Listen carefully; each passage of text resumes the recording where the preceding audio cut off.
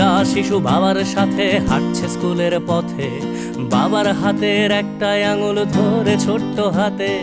হঠাৎ বিকট শব্দ আর আগুনের ঝলকানি, শিশুটা ভয়ে চিৎকার করে, বাবার চোখে পানি।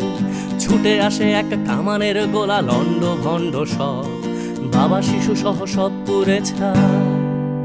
যেন পৃথিবীটাই নীরব, যুদ্ধ বন্ধ হোক, যুদ্ধ বন্ধ হোক, যুদ্ধ বন্ধ হোক, যুদ্ধ বন্ধ হোক, যুদ্ধ বন্ধ হোক, যুদ্ধ বন্ধ হোক, যুদ্ধ বন্ধ হোক, যুদ্ধ বন্ধ হোক।